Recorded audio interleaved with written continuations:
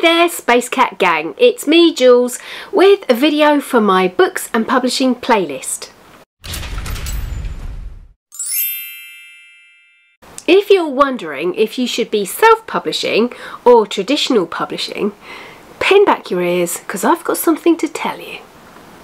What is the difference between self-publishing and traditional publishing, and what are the pros and cons of each? If you want more in-depth info on this sort of thing, you could hop over to my course, Make a Picture Book, which starts with key decisions about which one is best for you. On the other hand, you might just want to dunk your biscuit in your tea and hear me talk about trad publishing. If you've ever seen a book with a logo on it from Scholastic or Usborne or Penguin, or if you've ever been into a bookshop, then you will know what traditional publishing looks like.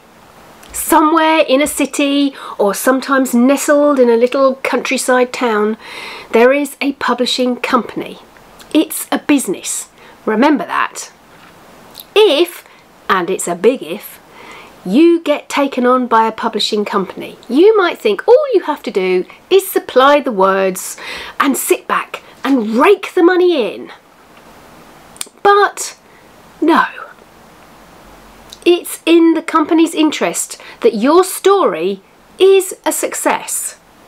They will be spending money on your fee, the cost of printing, any editorial or proofreading or other things that they need to spend money on to make a book look beautiful. They take on a lot of that burden of publishing, whereas with self-publishing, it's all you. You are completely in charge. It is your business. This means that you are in charge of not just making sure the story is good, but that it's great. That the illustrations are fitting, if there are any, and there aren't any typos or spelling mistakes. You'll need to make sure that your printer prints the book in the way that you expect to see it. And any marketing is up to you as well. Shall we look at some pros and cons? Traditional publishing, pros. The publishing company will look after all costs, so you don't have to put any capital into the project at all. They will, or should, pay you a fee, and you can negotiate royalties. That means a small percentage of the cover price of each book sold. They should know what they're talking about and advise you in all aspects of your project. You will be part of a team that includes editors, designers, proofreaders, formatters, and marketing consultants. You won't have to be an expert in anything other than writing your own story. And because you don't have to do any of those things, you have more time to dedicate to writing. The only thing that you probably will need to do is help market the book, but that's the same if you're self-publishing or trad publishing. It will be loads easier to distribute your book if you are trad published. It's easier to get into bookshops and libraries, and your books can be in stores nationwide or even worldwide. Plus, you have access to prestigious awards. If your story is fabulous-tastic, you might get nominated for one of these book awards. And you might make it onto the long list or even the short list, or you might even win. It has happened for newbie authors before. It is really hard to get published by a traditional publishing company if you're a newbie author. You will probably need to get an agent, but you know, it's tough getting one of those as well. Remember, I said it was a business. Well, unless you have something absolutely extraordinary that hits that company exactly where it needs to be, then you might suffer a lot of knockbacks. I know I did. It can be quite tough on your confidence, so make sure you are made of stern stuff. Your royalties will be pretty small. With a traditional publishing company, expect to see between 5 and 20% of the book cover price. And the royalty will probably depend on what you've received as an upfront fee. Each company has its own policy, so if and when you get that far, make sure you can negotiate a good deal for yourself. Your book copyright will belong to the company. It is not yours. That means you have no right about where it's sold or how much for, or whether it's going to be sold in a foreign language, or if it's going to be made into an ebook or a film or an audiobook. That might be absolutely okay for you, but on the other hand, you might like to have a say in those matters. This next one is the biggest one for me. You won't have creative control over your book. You might want to call your protagonist Boris, but for some reason or other, the editor thinks that doesn't give the right impression. They might ask you to rethink and come up with a better name. You also probably won't be involved in finding an illustrator or the design of the front cover of your book. If you are the illustrator, well, the editor then might give you some fairly hefty suggestions and direction about what to put in the book. That might be fine for you. On the other hand, you might not like that very much at all. What about self-publishing? Pros. It is the mirror image of trad publishing. Firstly, you have complete control. That's creatively what you write, what you illustrate, what's on the front cover, what you call your characters, and where you want to distribute it. If you want to call your character Wally the Wandering Wombat, it's entirely up to you. Actually, that's quite a good name. Where's my notebook? You don't have to jump through so many hoops to get your book published and into the hands of your readers. You won't need to find an agent. You don't need to search for a publisher to take your book on. Effectively, you don't need to dance to somebody else's tune. Self-publishers find their book in their readers' hands much more quickly.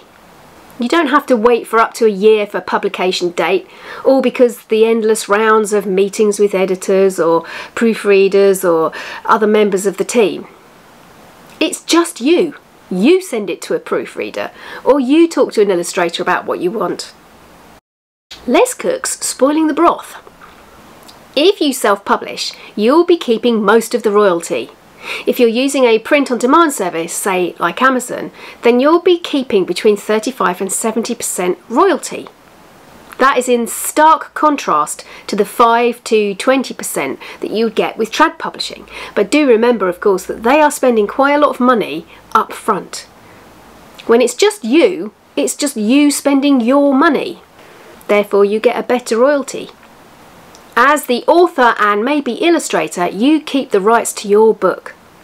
That means you can price it, decide where to sell it, decide what to do with it, whether you want to make a film or an animation or an audiobook or an ebook. You can decide whether to sell it worldwide or just in the country where you live. But what are the cons? Unlike using a publishing company to deliver your books, you will need an upfront investment, particularly if you want to buy some copies of your own. If you intend to use a print-on-demand service, then you won't need a huge amount to buy lots of copies, but you will need some money for things like proofreading, see this video and why it's very important, editing, formatting, maybe designing your front cover. If you make a mistake, it is all on your head. If you don't use a proofreader or an editor to cast an eye over it, you might make a humongous clanger, like spelling your protagonist's name 2 different ways. Or you might make an error with the design, like not leaving bleed around your front cover. And then your book will look naff and not very professional. With self-publishing, you do all the work yourself, or you find someone to help you. Distribution can be a major pain for people who are self-publishing. It means that you have to do all the legwork, taking your books around to bookshops or other stores, seeing if they'd be interested in it, and then negotiating a fee between you. It's likely that to start with you'll need to use sale or return. That means that you leave your books with them, and as and when they sell them, well, they give you the fee that you've negotiated. However, in my experience of sale or return, stores are really busy and they tend to forget the smaller purchases that they've made. So you end up having to nag them and ask them if they've sold things and then invoice that. It is a major pain. If you are allowed to go wholesale, that is a much better way. Selling wholesale means that the store pays you a negotiated fee for each book, and it's much easier. All you have to do is then email them every now and then to see if they need more copies. If you buy lots of copies of your book to take round to schools or libraries or literary events, then you need somewhere to store them. If you've got a spare room, then maybe 10 boxes of books, you can fit those in there, no problem. If you live in a tiny house, it might not be so easy. In that case, you might have to use print on demand instead. And lastly, for the time being, if you are self-publishing, you are running a business. I know, if you imagined that you were going to be squirreled away, like I thought, in my writing studio, my writing den, just every moment creating beautiful sentences to send out to the world. Nah, it's not like that. You all need to be good at organising.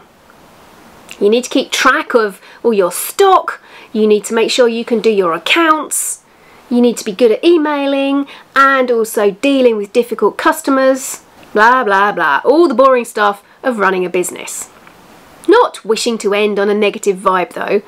I am really thankful that I've been able to self-publish and trad publish with a wonderful publishing company. I really have enjoyed self-publishing or indie publishing because I've learnt so much about the publishing business.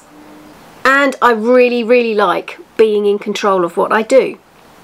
On the other hand, I have had the pleasure of working with a great team at my publishers, and it has been nothing but a good experience.